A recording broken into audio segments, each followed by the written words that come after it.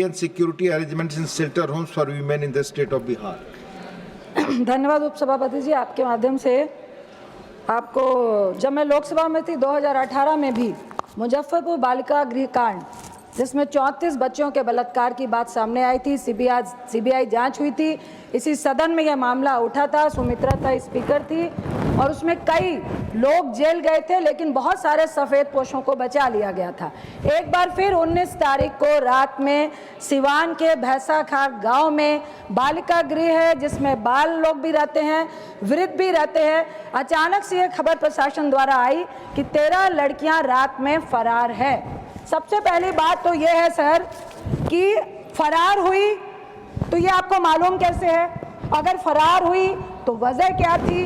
प्रशासन कह रहा है। दूसरी बात, सीसीटीवी कैमरा 8 थे, 5 वही कैमरे उस रात को बंद थे जिस दीवार से बच्चियों के फरार होने की बात की गई। तीसरी बात, वो दीवार 20 फीट है, उसके ऊपर तार लगी हुई है, तो वो बच्चियां भागी कैसे? चौथी बात, कहा गया प्रशासन के द्वारा कि एक लड़की मिल गई है, 8 लड़कियां अपने परिवार के संपर्क में हैं। अगर सिर्फ फरारी का मामला था तो प्रशासन सामने क्यों नहीं कर रहा है? उन परिवारों को छुपाया क्यों जा रहा है? उपसभापति जी, मैं आपके माध्यम से सरकार को बताना चाहती हूं कि यह नॉर्मल मामला नहीं है।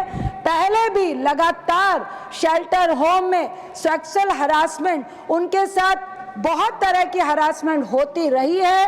ये वैसा ही मामला लगता है। मैं आपके माध्यम से सदन को संज्ञान में लाना चाहती हूँ, एक बार फिर से सीबीआई जांच होनी चाहिए।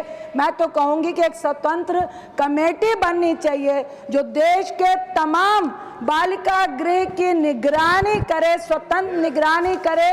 सर, इसको जब तक आप कहेंगे ये मामला सदन में आ रहा है तब से वहाँ लीपापोती शुरू हो जाती है।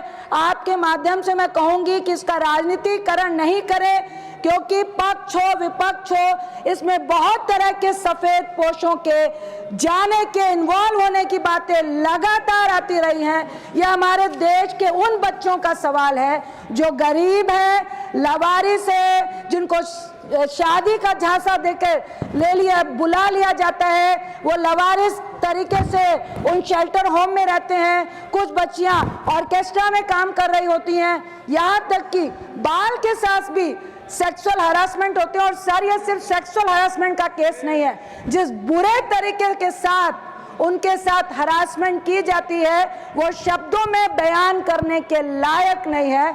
इसलिए इसको सरकार बहुत गंभीरता से ले और इमीडिएट, जो वहाँ के डीएम कह रहे हैं कि मामला गंभीर है लेकिन बच्चियां फरार हुई हैं, तो ये ऑथेंटिकेशन वो कैसे दे रहे हैं?